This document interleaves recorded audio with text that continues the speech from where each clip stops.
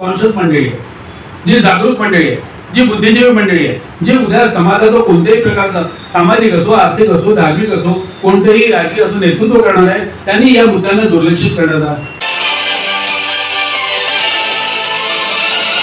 आपल्या मित्रांना हे डॉक्युमेंट दाखवणं आणि त्यावर थोडीशी चर्चा करणं हे फार महत्त्वाचं आहे. हे जे डॉक्युमेंट आहे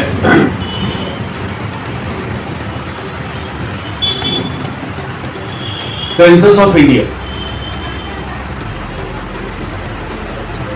जे सेन्सस होते आपल्याकडे जनगणना ज्यांना आपण म्हणतो, हा त्या जनगणनेचा रिपोर्ट आहे, महाराष्ट्राचा रिपोर्ट आहे. आता हा सेन्ससचा रिपोर्ट हा आपल्याकरता खूपच महत्वाचा काय, सेन्सस किंवा जनगणना हा एक महत्वाचा भाग आहे आणि असे अनेक रिपोर्ट माझ्याकडे आहेत. विशेषतः जनगणना आणि शेड्यूल कास्ट शेड्यूल ट्राईबची जनगणना हा आमच्या अभ्यासाचा विषय राहिला पाहिजे. त्यामुळे साधारणपणे 1970 पासून आम्ही जनगणनेचे अहवाल ते आम्ही गोळा करतो. आता अर्थात काही गावामध्ये आता सगळं पूर्वी असे मोठमोठे असे रिपोर्ट यायचे आणि इतके रिपोर्ट असायचे की जर आपण एक अलमारीमध्ये एका वर्षाचे रिपोर्ट एका अलमारीमध्ये सुद्धा ठेवू शकत नव्हतो. त्याच्यानंतर या सेन्सस मध्ये हा एक रिपोर्ट तुम्ही बघा, परिवार में मुख्यतः बोली जाने वाली भाषा के अनुसार परिवार और परिवारों की जनसंख्या. त्याच्याशिवाय इतके फॅक्टर्स या जनगणनेमध्ये येतात, आपण कल्पना नाही करू शकत.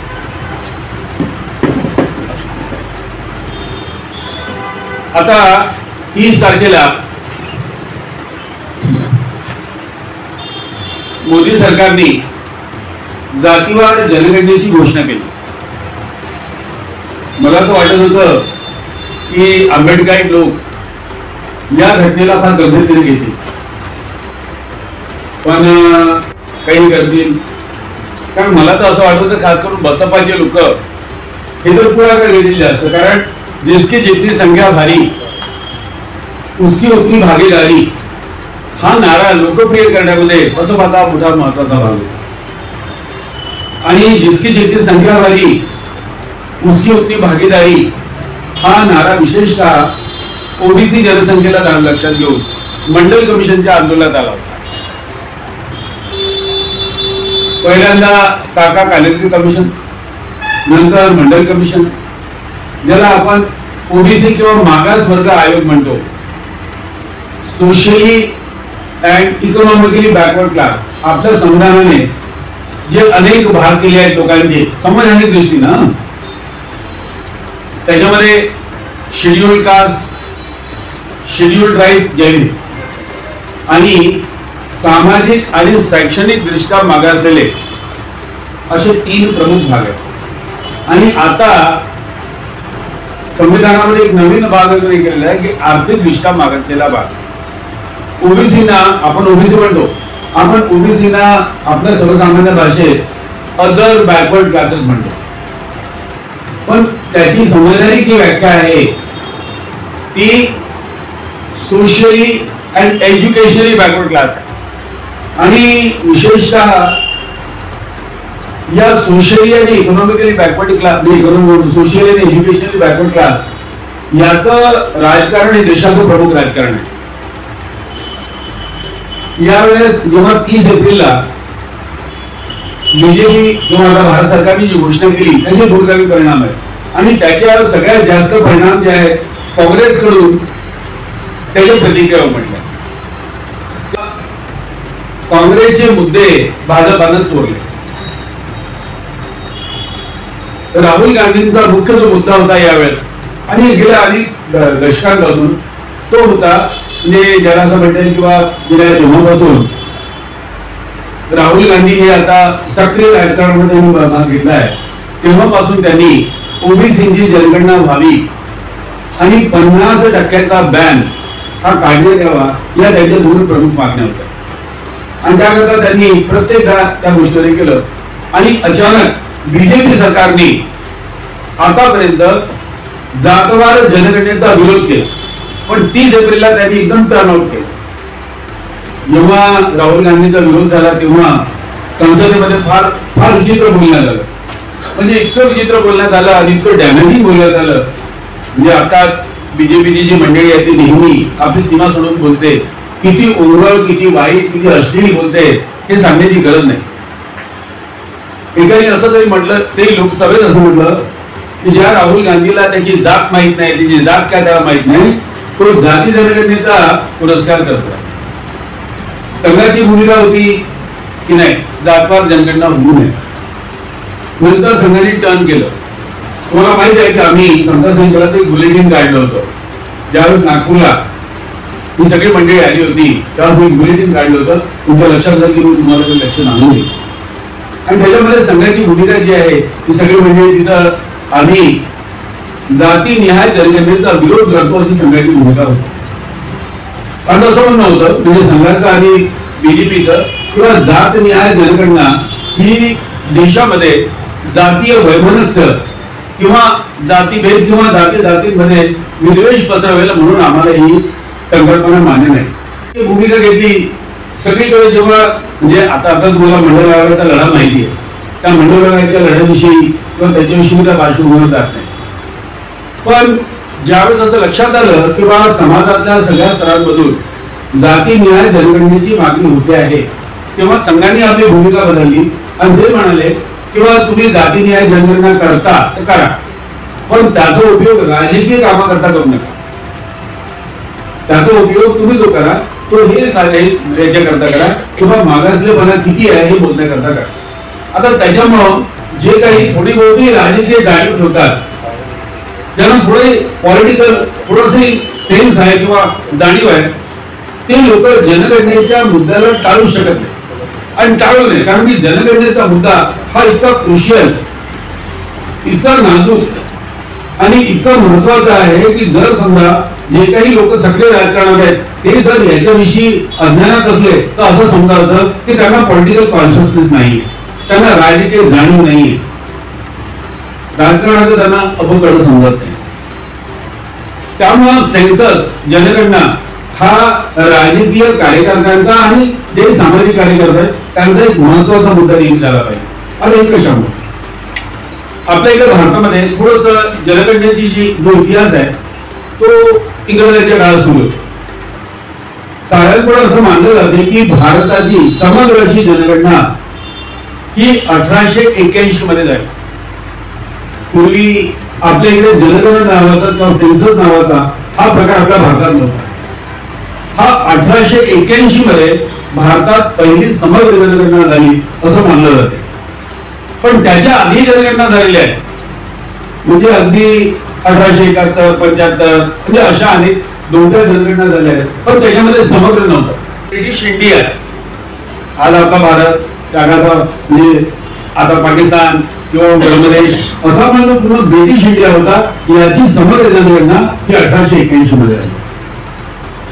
आणि त्यावेळी जी जनगणना झाली त्याचे परिणाम हे इतके व्यापक झाले की त्याची आपण कल्पना नाही करू शकत.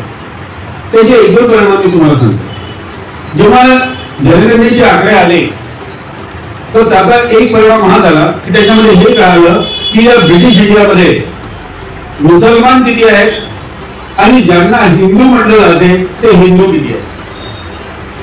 ब्रिटिश इंडियापासून जेव्हा स्वातंत्र्याची चळवळ सुरू झाली तर जरी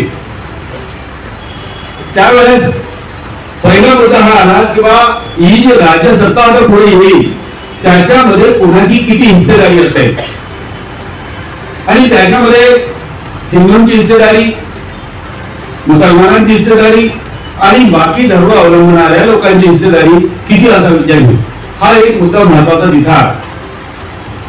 मग त्यानुसार आज आपण म्हणतो ना की जेव्हा द्विराष्ट्रवादाचा सिद्धांत लागू झाला, पाकिस्तानची फाळणी झाली, तर तुम्ही बघाल की पाकिस्तानची फाळणी झाली म्हणजे भारताची फाळणी झाल्यावर पाकिस्तान आणि त्यावेळेचा पूर्व पाकिस्तान म्हणजे बांगलादेश आता हा जो तयार झाला हा कोणत्या आधारावर तयार झाला? हा याच आधारावर तयार झाला ज्या जिल्ह्यांमध्ये मुसलमानांची संख्या ही जास्त आहे ते जिल्हे पाकिस्तानला द्यावे ज्यांच्यामध्ये हिंदूंची संख्या जास्त आहे ते भारताला लागावे. म्हणजे तुम्ही बघा, फाळणीचाही जो सिद्धांत आहे त्यालाही सेन्सरच जबाबदार होतं. म्हणजे याच्यावर तुम्ही लक्षात घ्या की सेन्सरचं महत्व किती. आता आपल्या दृष्टीनं तो खरंच महत्वाचा आहे. डॉक्टर बाबासाहेब आंबेडकरांच्या कोणत्याही ग्रंथामध्ये सेन्सरचा किंवा जनगणनेचा उल्लेख केल्याशिवाय तो ग्रंथ पुढे होत नाही. तर महत्वाचं म्हणजे शेड्यूल कास्टच्या बाबतीत जनगणना ही फारच क्रुशियल, फारच महत्वाची झाली आहे. सगळ्यात पहिल्यांदा जेव्हा आम्ही तुम्हाला सांगितलं किंवा भारताची सत्ता जेव्हा इतर देशांना म्हणजे आपल्या लोकल लोकांना किंवा इथल्या मूळ लोकांना सोपायची आहे तर कोणाला किती सत्ता सोपवावी याच्यामध्ये सगळ्यात पहिल्यांदा त्यावेळेस म्हणजे अर्थात ब्राह्मण राजकीय आघाडीवर होते आणि तेच बहुतेक राजकीय चळवळी चालवायचे.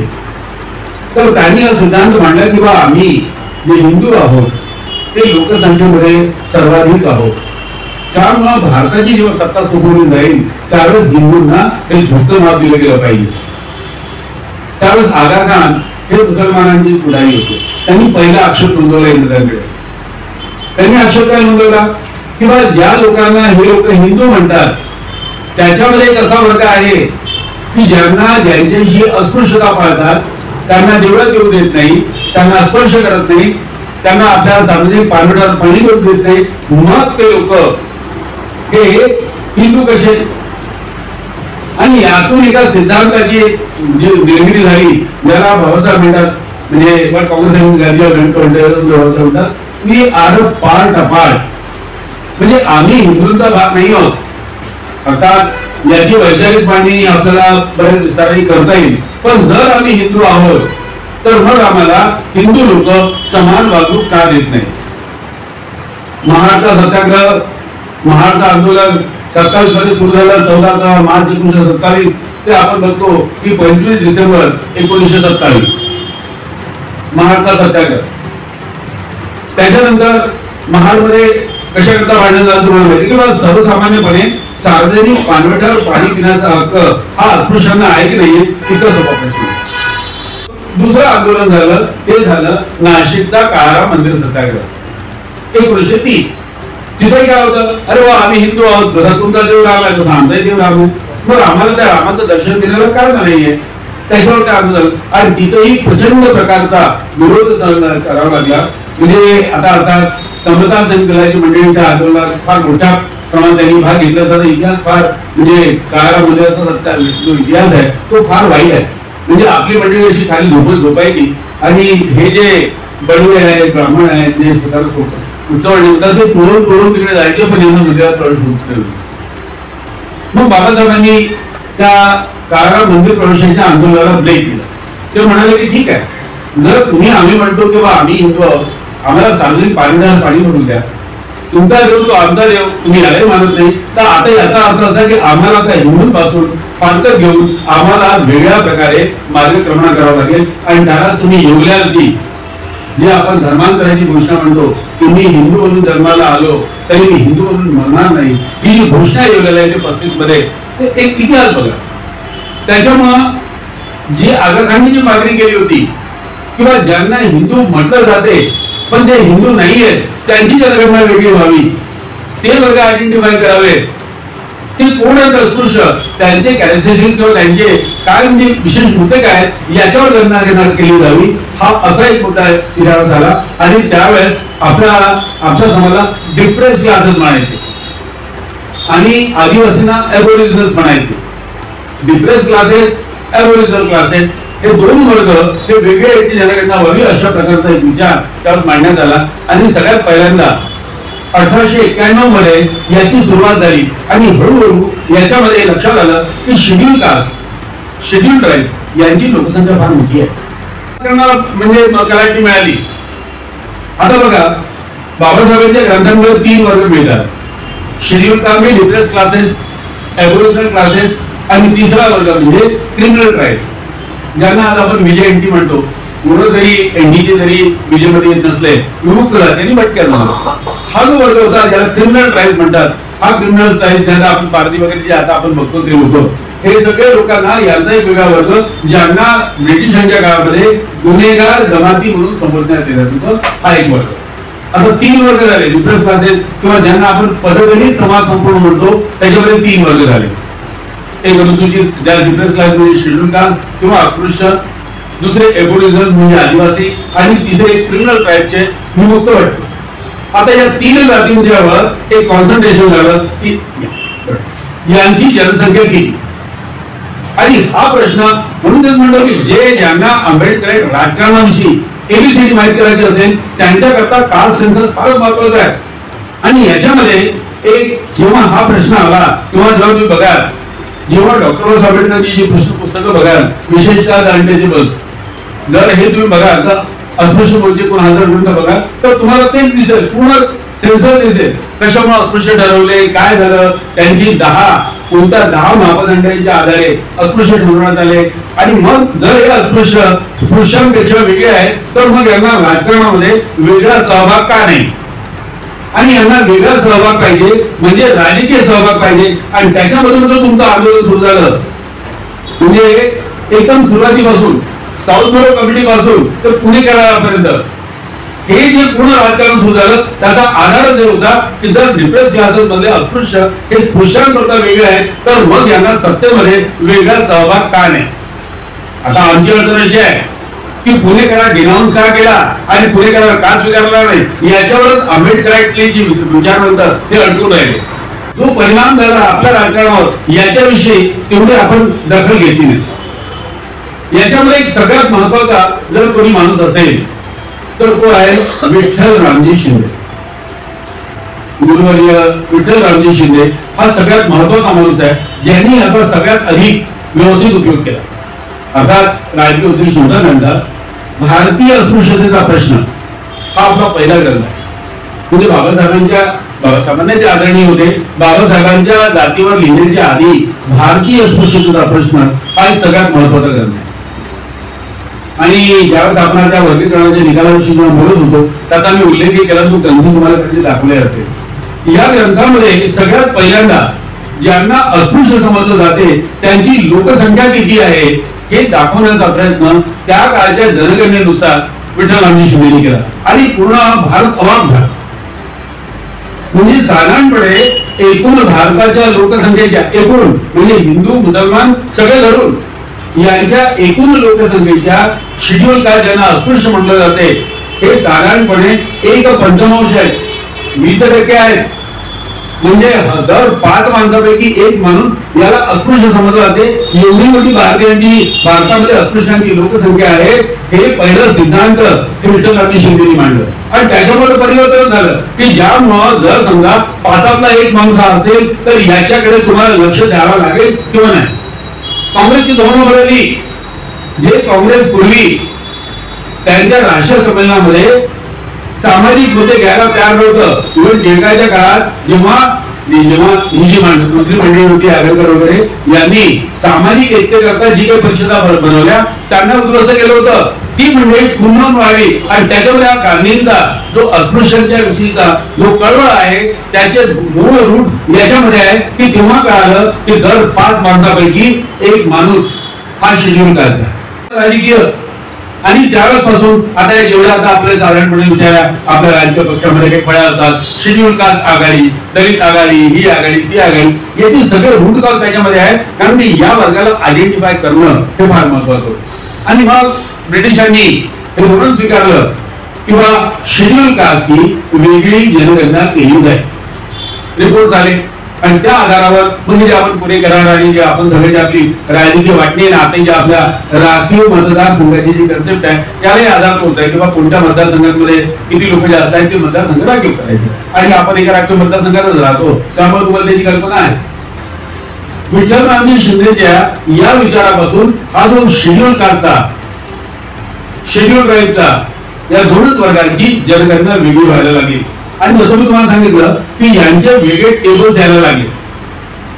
जातवार जनगणनेमध्ये special tables for schedule caste आणि शेड्यूल ट्राईब निघायला लागले.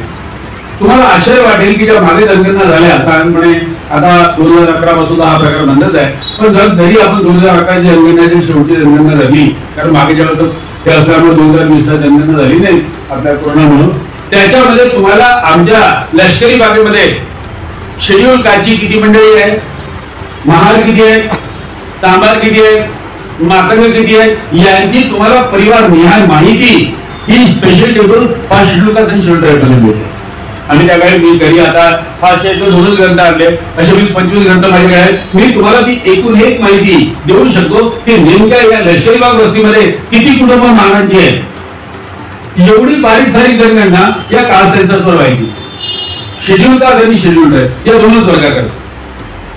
आता आमचं उमेश भाऊश्री भांडण व्हायचं, बौद्ध महार काय लिहावं काय लिहू नये. आता आम्ही दोघं मित्र आहोत, मैत्रीपूर्ण भांडण व्हायचं. पण त्यालाही तो सगळं काही आधार होता, तो ज्याचा निर्णयाचा होता. लोकसभेचे किती मतदारसंघ आधी होते, धर्मांतरानंतर किती मतदारसंघ कमी झाले, विधानसभेचे किती मतदारसंघ राखीव होते, किती मतदारसंघ कमी झाले, बौद्ध धर्म स्वीकारल्यामुळं आणि स्वतःची नोंद बौद्ध केल्यामुळं काय झालं, हा एक डिबेटचा विषय होता.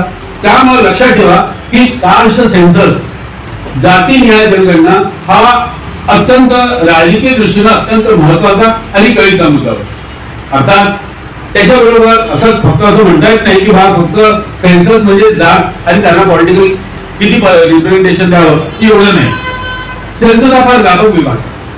सेन्सस मध्ये तुमच्याकडे साक्षरता किती आहे, किती लोक शिकले आहेत, किती लोक अशिक्षित आहेत, किती लोकांना घर आहेत, किती लोक बेघर आहेत, किती लोकांकडे किती जमीन आहे, शेतजमीन किती आहे, या अशा प्रकारच्या प्रत्येक जी बाब आहे या सगळ्या बाबीच्या नोंदी ह्या सेन्सस मध्ये घेतल्या जातात. आणि त्याच्यामुळे हे कळते, अर्थात सेन्ससचा आधारच होता की एखाद्या समाजात किंवा एखाद्या देशाचा जर विकास करायचा असेल तर तुम्हाला हेच माहित नाहीये की शिक्षित किती आहेत, निरक्षर किती आहेत, बेरोजगार किती आहेत, रोजगार कोणते आहेत, आणि जर ते रोजगार करतात तर कोणत्या स्वरूपाचा रोजगार करतात, किती लोक लेबर आहेत, किती लोक सरकारी नोकरी आहेत, या सगळ्या बाबींच्या नोंदी या सेन्सस मध्ये घेतल्या जातात. त्यामुळे सेन्सस किंवा जनगणना हा कोणत्याही देशाच्या विकासाकरता अत्यंत महत्वाचा भाग आहे.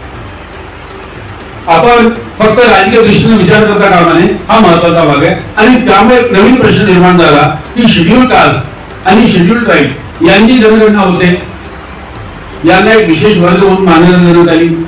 पण जेव्हा मागासवर्गीयांनी म्हणजे ओबीसीनी म्हणजे एज्युकेशनली अँड सोशली बॅकवर्ड क्लासेसच्या लोकांनी जेव्हा ही मागणी केली की ज्या प्रकारे शेड्यूल कास्ट आणि शेड्यूल ट्राईब यांना विशेष अधिकार मिळतात, यांना संरक्षण मिळतात, तसे आम्हाला का नाही. त्यानंतर मंडल आयोग आणि त्यानंतर आतापर्यंत जी चळवळ झाली याचा विचार करा. आणि याच्यातलं सर्वात रिसेंट जे उदाहरण आपल्या महाराष्ट्रातलं ते मराठा आरक्षण. मराठ्यांना आरक्षण द्यावं की मराठ्यांना ओबीसी म्हणून आरक्षण द्यावं हा संघर्ष तुम्ही बघितला, त्यावेळी तो झाला. आता या ओबीसीच्या बाबतीत यांची जनगणना झाली नाही. आता यांची जनगणना काय आली हा महत्वाचा प्रश्न आहे. शेड्यूल कास्टची जनगणना जेव्हा होते, ट्राईबची जनगणना होते, जातीनिहाय प्रत्येक वार्ड निहाय गाव निहाय यांची जनगणना होते, मग ओबीसीची जनगणना का होते. आणि हा मुद्दा भारतामध्ये अनेकदा आला की ओबीसींना सुद्धा त्यांची जनगणना झाली पाहिजे. मग याच्यात काय आढळलं, भारताची जेव्हा सुरुवातीला जनगणना व्हायची त्यावेळेस पूर्ण जातीनिहाय जनगणना व्हायची. प्रत्येक कोणाची काय जात आहे, मग तो काही सांगू, कुठली सांगू, जाती सांगू, काही सांगू, प्रत्येकाच्या जातीची जनगणना होत.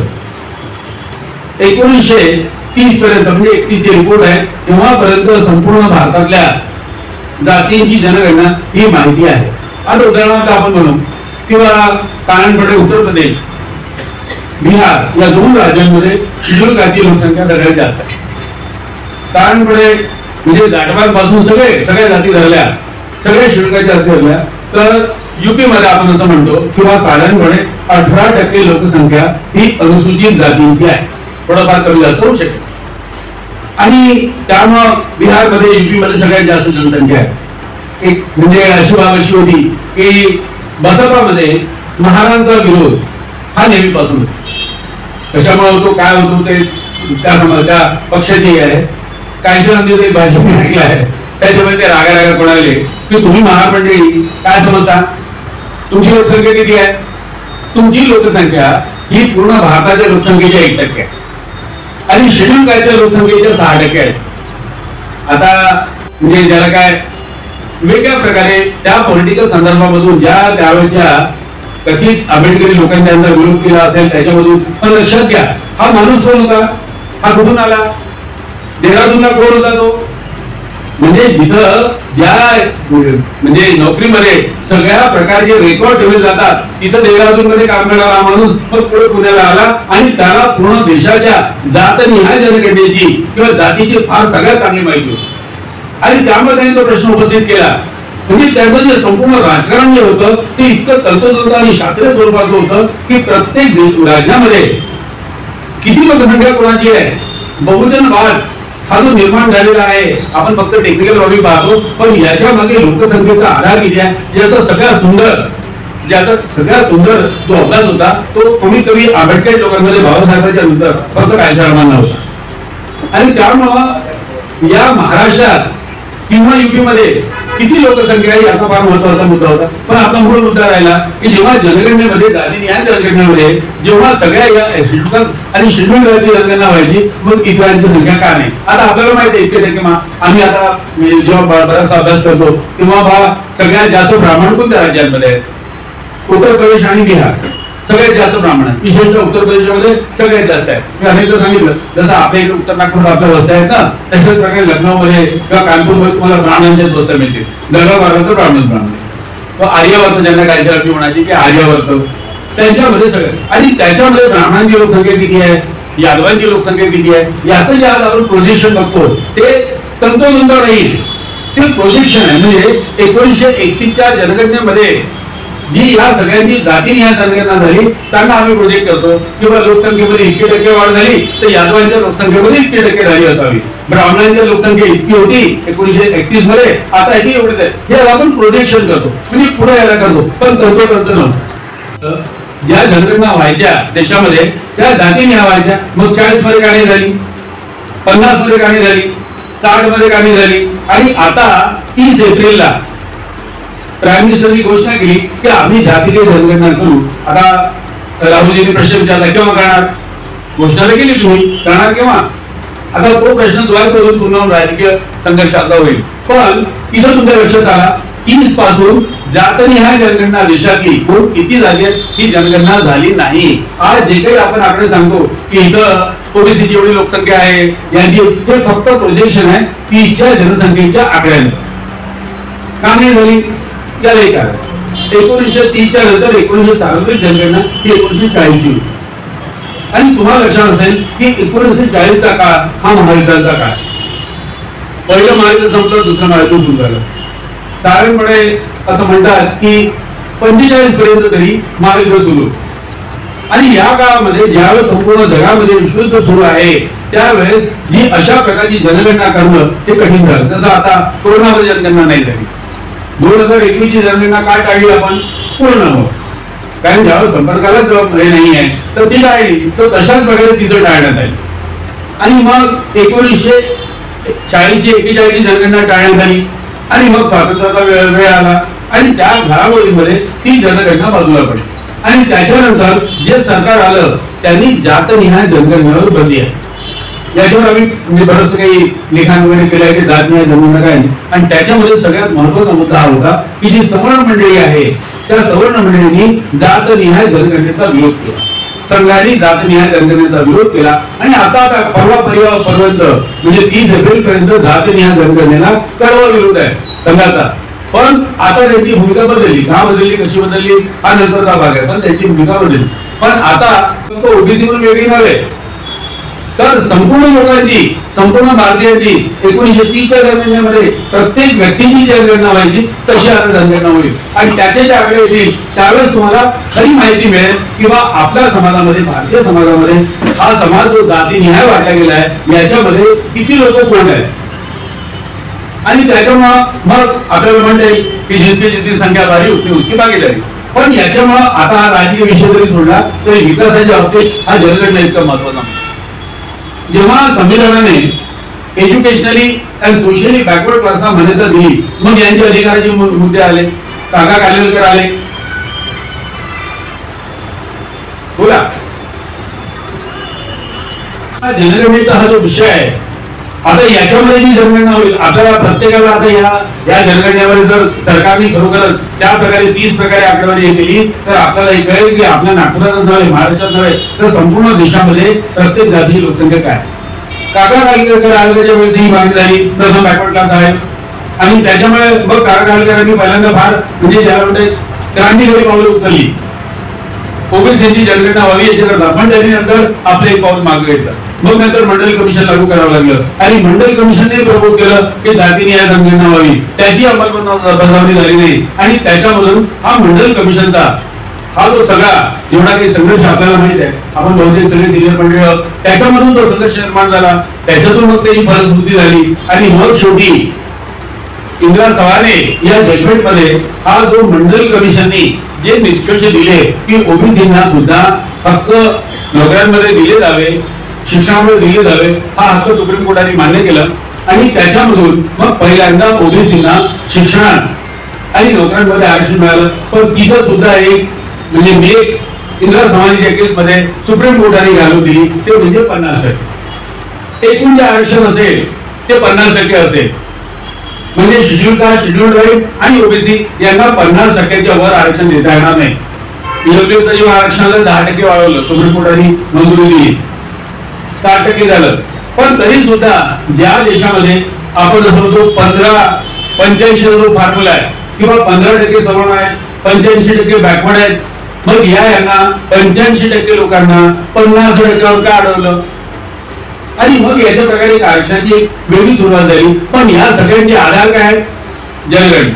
आणि बंधूंनो, या वर्षी जी सरकारने घोषणा केली आहे एप्रिलमध्ये, आता 1 एप्रिलला घोषणा येतील, 30 एप्रिलला गेली, त्यामुळे आपण म्हणू की सरकार ही पुढे काय ती गोष्ट कदाचित 1 एप्रिलला केली असती तर आपला संभ्रम झाला असता, म्हणजे इच्छा बरोबर नाहीये. पण 30 एप्रिलला केली आहे त्यामुळे आपण असं म्हणू किंवा कदाचित सरकार हे बरोबर. याच्या आधी झाली जनगणना, म्हणजे आपल्या बिहारमध्ये त्यांनी केली होती, त्यांच्या मुख्यमंत्र्यांनी केली होती, बिहारमध्ये झाली, अजून काही झाली थोडी झाली, पण अशा प्रकारे संपूर्ण भारतात ती झाली नव्हती. त्यामुळे बदलून मी तुम्हाला विनंती हीच करेन किंवा हा जो सेन्सरचा जो मुद्दा आहे, जनगणनेचा मुद्दा आहे, हा इतका लाईटली घेऊ नका. कमीत कमी शेड्यूल कास्ट घेऊच नाही. आता आमच्या दोघां मित्रांचं आमचं सही झालं, म्हणजे एकमत झालं की या जनगणनेमध्ये धर्म बौद्धलिया ते आहेत आता त्यावर, पण सांगतो याविषयी आम्ही एकमत झालो किंवा काहीतरी मधला मार्ग काढला पाहिजे. मी तुम्हाला सगळ्या मित्रांना ही विनंती करेन किंवा शेड्यूल कास्टचे जे मतदारसंघ आहेत किंवा आता उद्या आपल्या याच्याही जागा असतील, कॉर्पोरेशनच्या जागा असतील, त्याच्यामध्ये ज्या काही जागा ठरवल्या जातील त्या जनगणनेनुसार ठरवल्या जातील. आता शेड्यूल कास्ट आणि शेड्यूल कास्टची जनगणना ही दरवर्षी होते. म्हणजे आता याच्या आधी 2011चे आकडे सगळे आहेत, त्यामुळे त्यांच्या बाबतीत संभ्रम नाहीये. संभ्रम होता ओबीसीच्या बाबतीत आणि तो सुद्धा आता जर सरकारने जी आता पुढची जनगणना आहे तर मागे रखडलेली जनगणना जर पुढे केली तर ती सुद्धा होईल. त्यामुळे मी फक्त आजच्या दिवशी एवढीच विनंती करेन की जनगणनेच्या मुद्द्याला इतकं सहज घेऊ नका. त्याच्या अंतर्गतचा आणि हा जो संपूर्ण भारताचा जो इतिहास आहे विकासाचा आणि राजकारणाचा हा लोकसंख्येवर ठरतो. लोकांची डोकी मोजली जातात, किती लोक किती आहेत, कोणती परिस्थिती आहे आणि त्याच्यामुळे मग हे सगळं ठरते. जमिनीचा प्रश्न ठरतो, शिक्षणाचा प्रश्न ठरतो, नोकऱ्यांचा प्रश्न ठरतो. उद्या एक मोठी क्रांती होत असलेली आहे. जनगणनेचे आकडे जर जातीने या पद्धतीने झाले तर याच्यामध्ये ठळक दिसून येणार आहे की जी मंडळी स्वतःला सवर्ण मनवते, स्वतःला उच्चवर्गीय बनवते, त्यांची फार थोडी लोकसंख्या आहे आणि ज्या लोकांना मागासवर्गीय म्हटलं जाते तेच या देशात सर्वाधिक संख्येने आहेत. आणि मग याच्यामधून वेगवेगळे प्रश्न निर्माण होतील. भविष्यकाळाचं राजकारण पूर्ण बदलून जाईल. जसं मागे बदललं तसं पुढेही बदलेल. कॉन्शियस मंडळी आहे, जी जागरूक मंडळी आहे, जी बुद्धिजीवी मंडळी आहे, जी उद्या समाजाचं कोणत्याही प्रकारचं सामाजिक असो, आर्थिक असो, धार्मिक असो, कोणतेही राजकीय असो नेतृत्व करणार आहे, त्यांनी या मुद्द्यांना दुर्लक्षित करण्याचा येऊ नये एवढीच मी तुम्हाला विनंती करतो. जय हिंद.